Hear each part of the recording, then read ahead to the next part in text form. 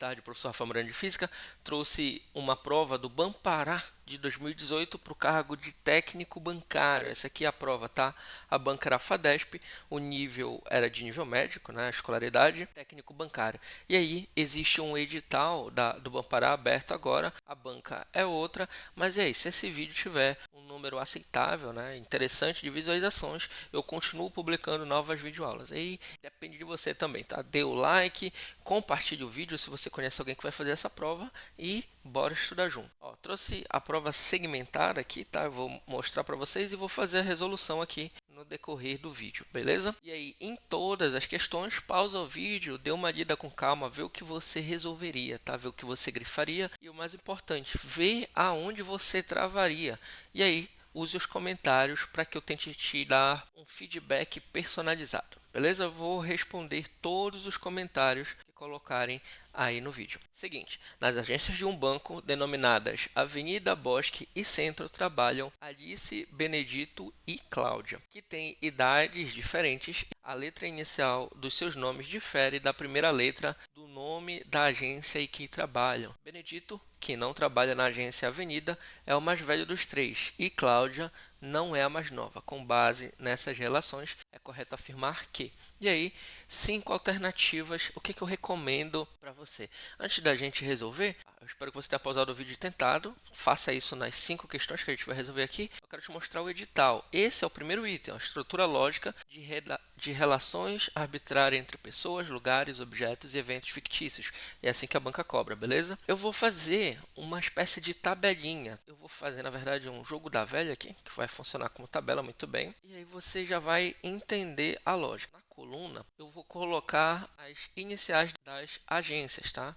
Eu vou colocar as iniciais das agências em cada uma das colunas aqui. Nas linhas, eu vou separar por idade. Então, eu vou colocar aqui, ó, 20, 30 e 40 anos. Eu falei, Rafael, mas não dão essas idades no enunciado. É só para organizar do mais novo para o mais velho, beleza? Eu espero que você tenha feito os grifos. Eu vou grifar aqui o que é determinante. Ó. Aqui está falando que as relações vão se dar na idade. Existem 3 agências, Avenida, Bosque e Centro. Alice, Benedito e Cláudia. E aí a gente diz isso aqui, ó. A letra inicial dos seus nomes difere da letra do nome da agência em que trabalham. Significa que a Alice, por exemplo, não vai trabalhar na Avenida. E aí como a gente vai usar a tabela? Eu vou colocar aqui, ó, a inicial do Benito e da Cláudia nessa coluna. Por quê? Porque a Alice não pode trabalhar aí, mas a Alice pode trabalhar nos outros. Então eu vou colocar a Alice nos outros. Eu vou fazer a mesma coisa para o Benito. O Benito não pode trabalhar aqui no Bosque, então eu vou colocar ele como opção para trabalhar no centro. E a Cláudia trabalha aqui no Bosque, tá? A ideia é que são todas as possibilidades já partindo dessa afirmativa aí, tá? A letra inicial dos seus nomes difere da inicial da agência. O que eu vou fazer agora? Para a próxima afirmação. Benedito não trabalha na agência Avenida. Significa que eu posso tirar o B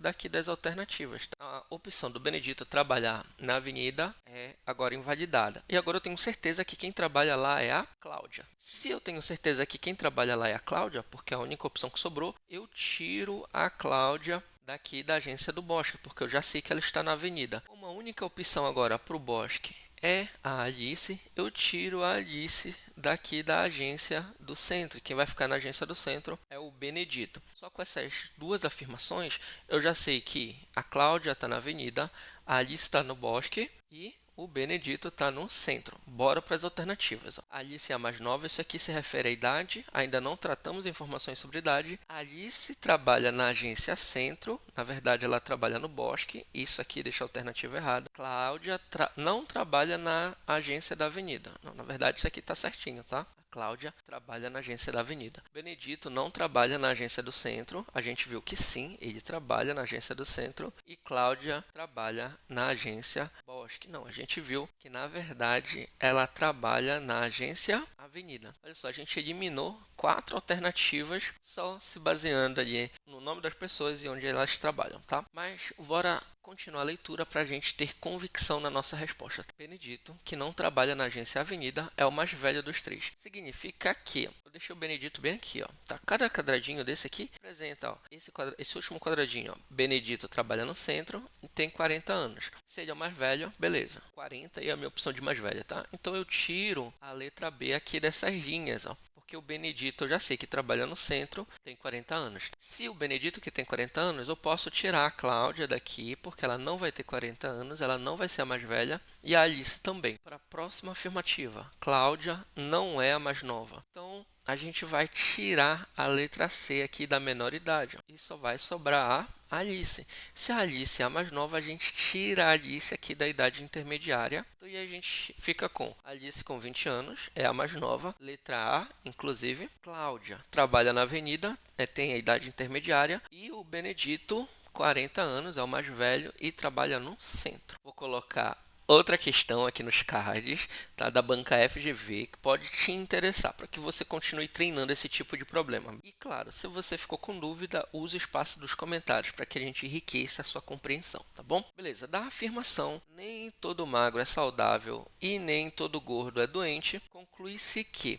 quando a gente tem essa afirmação aqui, ó, todo magro é saudável. Se você ouvir isso, ó, todo magro é saudável, como é que eu vou contra-argumentar com isso? Ei, nem todo magro é saudável. Isso aqui contraria, né? É uma negação dessa afirmação. Todo magro é saudável. E se eu estou dizendo que nem todo magro é saudável, significa que existe pelo menos um caso de magro que seja doente ou que não seja saudável. A mesma análise vai servir aqui para nem todo gordo é doente. Significa que, se eu estou dizendo que nem todo gordo é doente, é que existe pelo menos um gordo que seja saudável. Se a gente for ver as alternativas, ó, todo gordo é saudável e todo magro é doente. Não é difícil perceber que isso aí vai para o extremo. Ou seja, se a frase que estão te dizendo é todo gordo é doente ou todo magro é saudável, para eu negar essa frase, eu preciso negar o todo. E uma exceção é suficiente para negar, tá? Eu não preciso dizer não, todo gordo é saudável.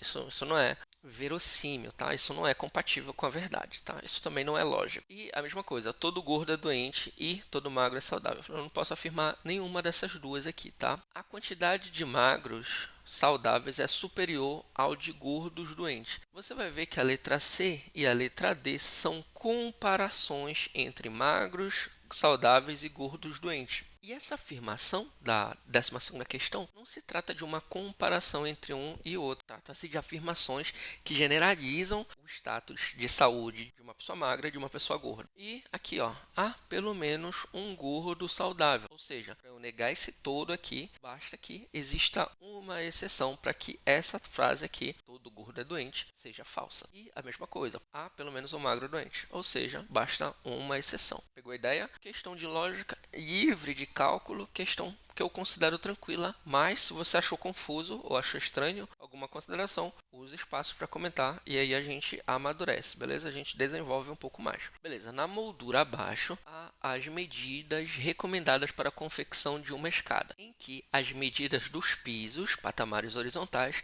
podem variar de 25 a 35 e os espelhos, faces verticais, entre um piso e outro, podem medir entre 14 e 18 centímetros. No lado direito da moldura há o esboço do projeto da escada, apenas com início e fim. E está falando desse desenho aqui, tá? Que tem a mesma quantidade de pisos e espelhos uniformes. E devem adotar as medidas recomendadas, ou seja, essas aqui, 25 a 35 para o piso, 14 a 18 para o espelho. Sabendo-se que 1 metro equivale a 100 centímetros e que a soma dos comprimentos e a altura da escada deve variar entre 3,12 metros e 4,24 centímetros, então a quantidade de pisos dessa escada deve ser igual a. E aí, beleza. Eu vou, nessa questão, utilizar algumas representações que são importantes para você, tá? Olha só, quando ele falar em comprimento, eu vou representar pela letra C. Quando ele falar em altura, eu vou representar pela letra A. Essa aqui é a altura. Ele disse o seguinte, se você fizer essa soma A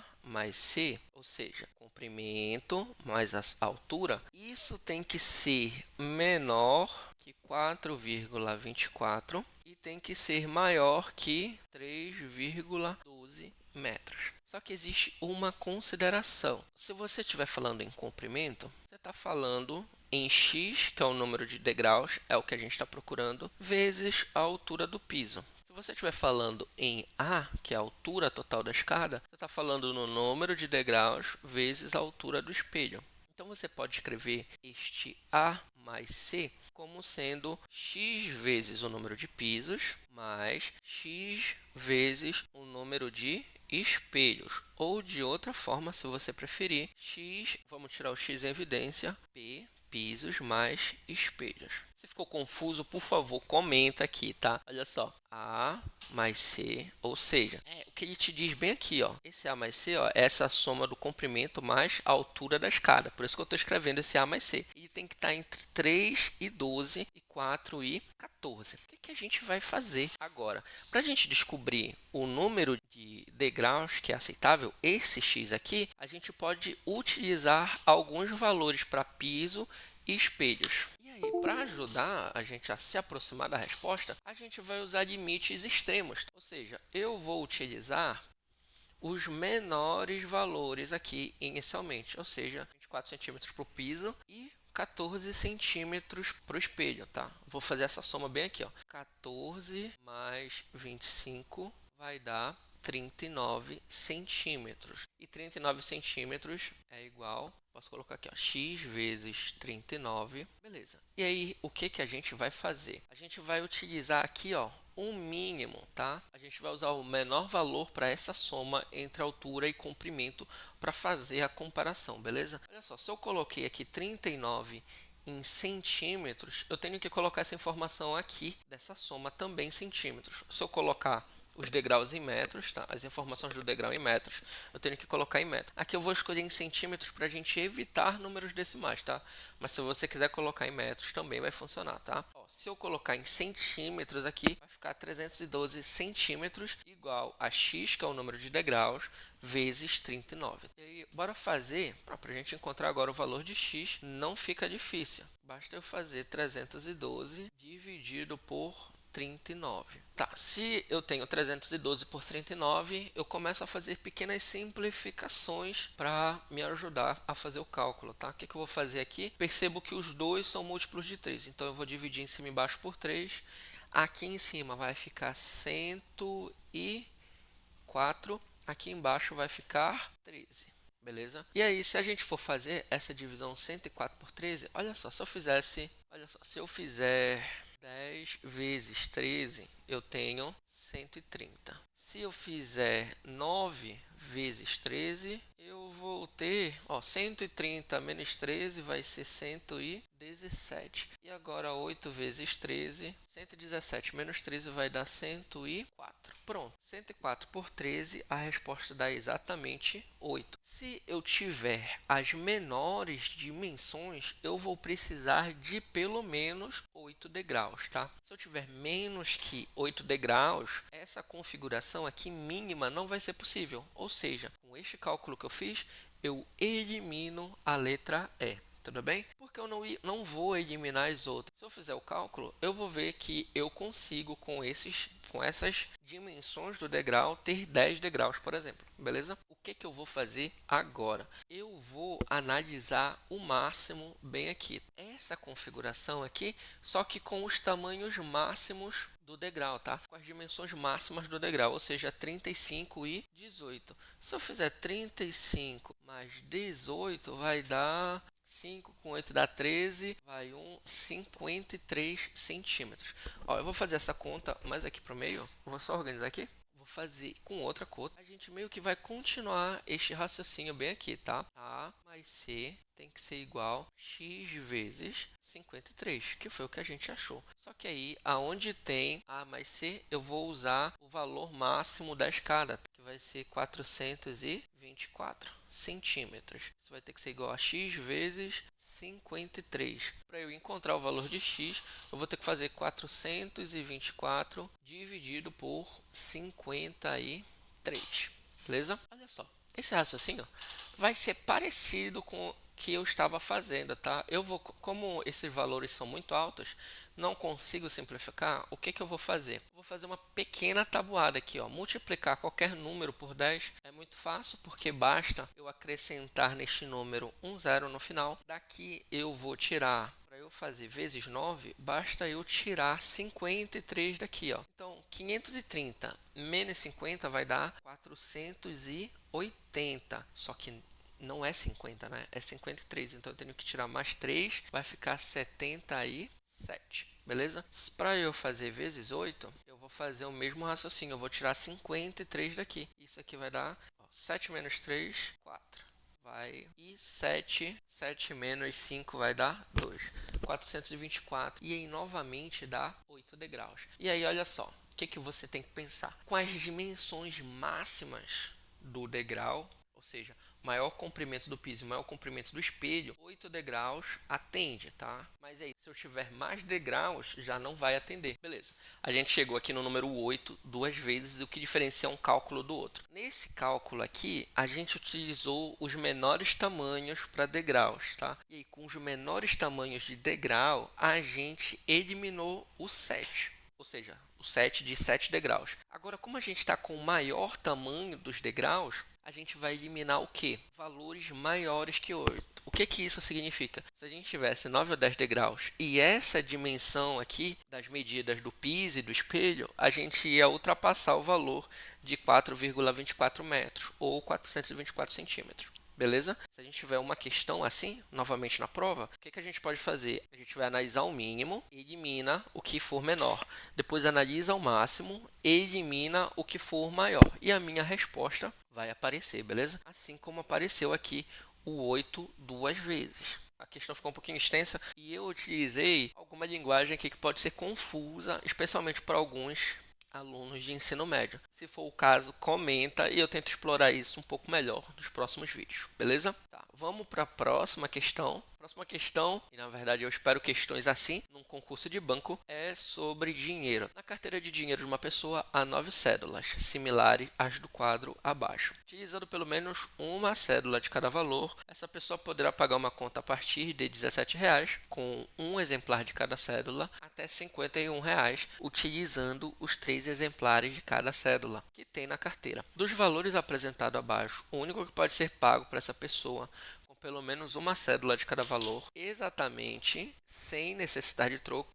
Você viu que eu li e estou evitando fazer grifos justamente para que você tente marcar o que é essencial na questão, tá? O que eu marcaria que te ajuda a evitar ficar relendo a questão inteira é grifar este 17, este 51 e a pergunta dos valores abaixo, o único, tá? Só tem uma resposta certa que pode ser pago por essa pessoa com pelo menos uma cédula. Então, por exemplo, se existisse o valor 5 aqui, poderia pagar R$5 com essas notas que eu tenho na carteira? Poderia. Eu utilizaria pelo menos cada uma das cédulas? Não, eu só utilizaria de 5. Então, se aparecesse 5 aqui nas alternativas, como tem essa frasezinha, com pelo menos cada uma desse valor, a alternativa que mostrasse R$5 estaria automaticamente errada, tá? Então, eu necessariamente tenho que usar uma de cada cédula e necessariamente tem que ser acima de R$17. Se você somar aqui 10 mais 5, 15, mais 2, 17. Beleza? Exatamente, não pode sobrar troco. E aí, você vai olhar as alternativas,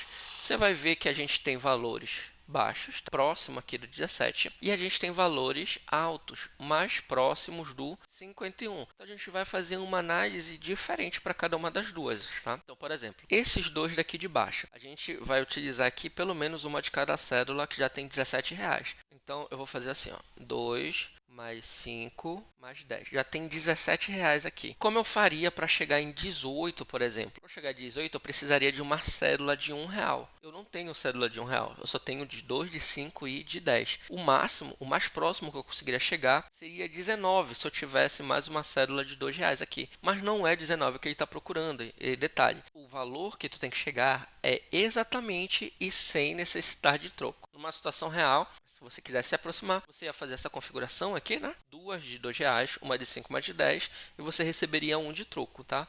Mas como não pode ter troco, então a gente elimina aqui a letra E. Pegou o raciocínio, né? A gente vai apagar esse 2 aqui, vai fazer a análise agora para R$25. Para chegar em R$25, tendo 17, pense assim, se eu somar 10, já vai para 27. Não é 10. Se eu somar com 5, vai para 22. 22. Se eu colocar mais uma de R$2, vai para 24. E aí, mais uma vez, eu não vou conseguir fazer o valor de R$ 25. Ó, o valor que eu estou aqui, ó, 5 mais 2, já estou com R$ 24. Se eu colocar mais R$ 2, vai para 26 e aí eu ia precisar de troco. Se eu não colocar, eu dou dinheiro a menos, né? E mais uma vez, a tua resposta tem que ser exata, beleza? Ou seja, elimina também R$ 25. Agora, para os valores muito altos, mais próximo de R$ 51, o que eu vou fazer? Eu já vou considerar todas as cédulas, tá? O que você tem que fazer agora? Se eu utilizar todas as cédulas, eu estou dando R$ 51. Aí, bora analisar as alternativas. Olha só, se eu tirar logo de cara R$ 10, eu fico com R$ 41, que é o que está escrito na letra B. E essa é a nossa resposta, beleza? R$ 41. Seguinte, eu conseguiria chegar nos outros valores? Bora tentar chegar nesse 38. Para eu chegar no 38, ó, se eu tirar R$ 5, eu teria quanto? 20, 30, R$ 36. Ou seja, eu não posso tirar R$ 5.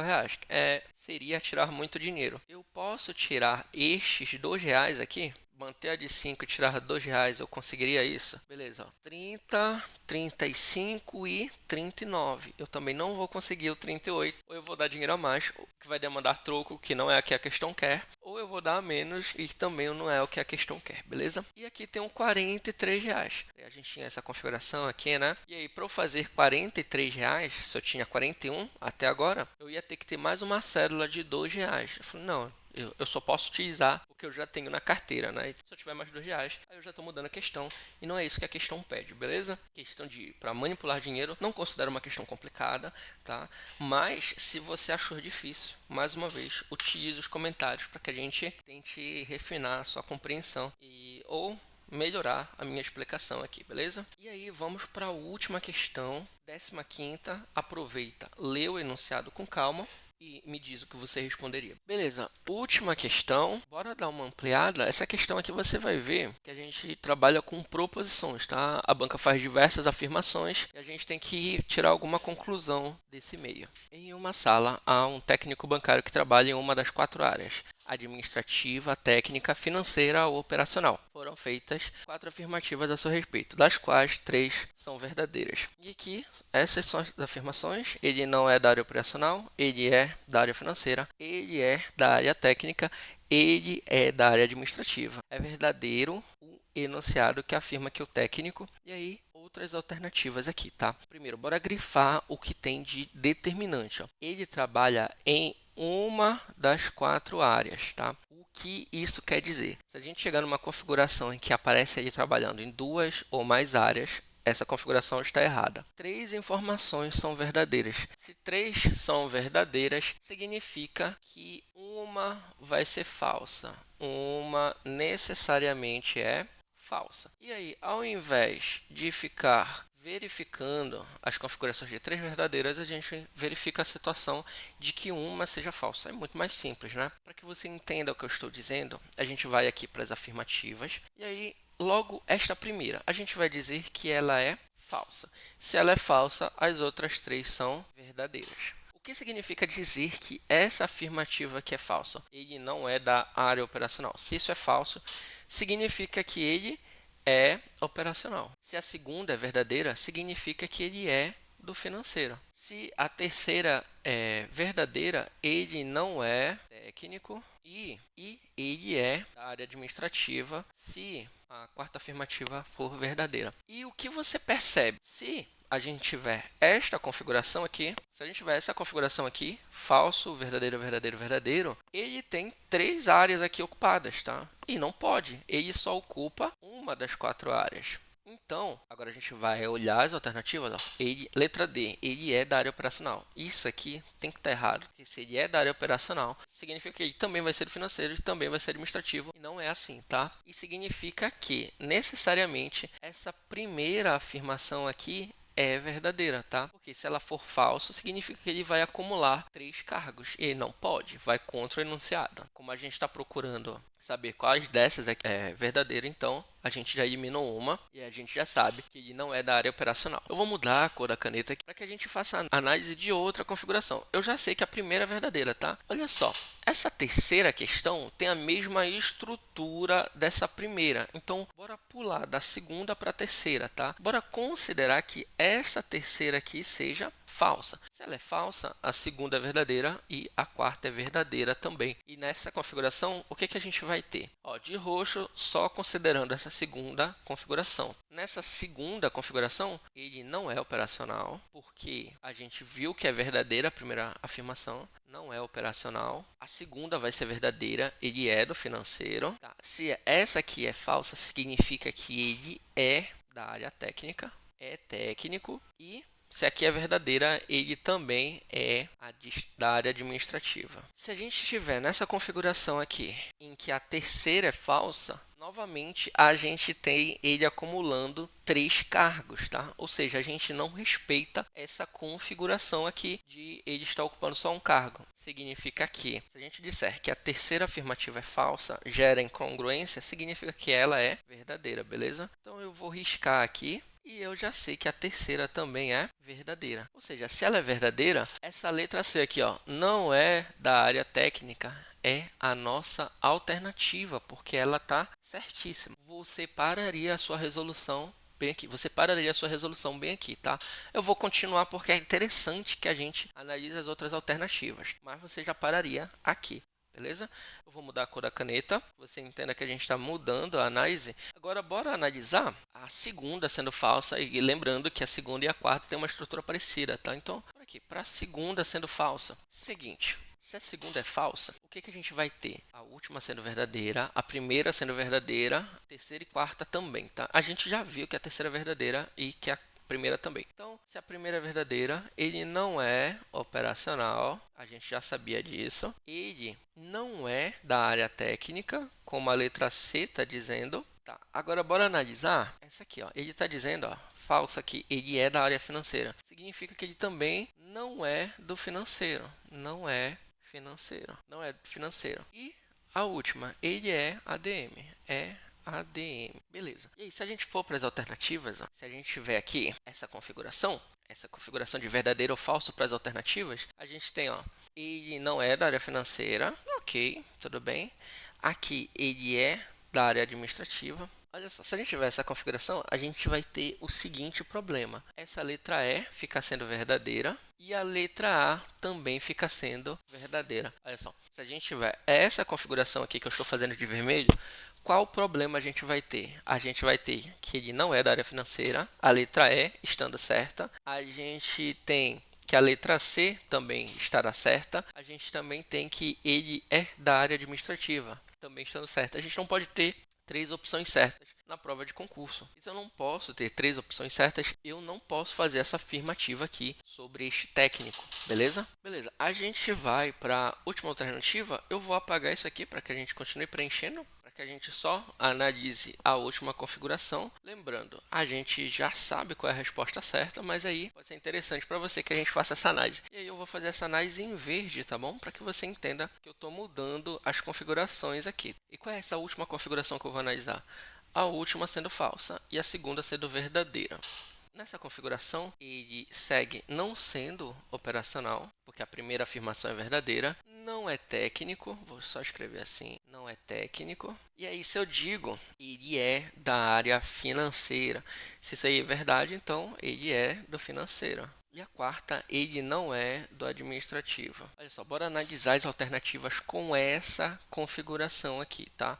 Então, a letra A ficaria sendo falsa, tá? A letra B, ele é da área financeira, ficaria verdadeiro. A gente tem que a letra C é verdadeira, tá? E ele é da área operacional. A gente já viu que isso aqui tá falso. E não é da área financeira. Aqui ficaria falso também. Mas aí, repetindo, ficariam 2 alternativas verdadeiras. E mais uma vez, eu não consigo cravar que ele é do financeiro. Mais uma vez, a resposta certa fica sendo a letra C. E você deveria ter acabado aqui nessa parte que a gente fez em roxo, tá? A gente só alongou a explicação para que você veja por que as outras estariam erradas. A gente teria uma configuração com mais de uma alternativa certa e isso não pode em prova de concurso, beleza? Seguinte, essa aula aqui ficou extremamente longa. Eu espero que você tenha gostado da aula. Tentei fazer do modo mais abrangente, mais calmo possível. Considere inscrever-se no canal, tá? E use o espaço dos comentários para tirar suas dúvidas de qualquer uma das questões, e aí eu vou conseguir enriquecer ainda mais os seus estudos. E claro, eu vou colocar aqui o link da playlist de raciocínio lógico, que você vai ver várias aulas, tá? No decorrer do vídeo, eu também coloquei alguns cards que vão te ajudar. E, como sempre, grande abraço, bons estudos e conte comigo. Até a próxima.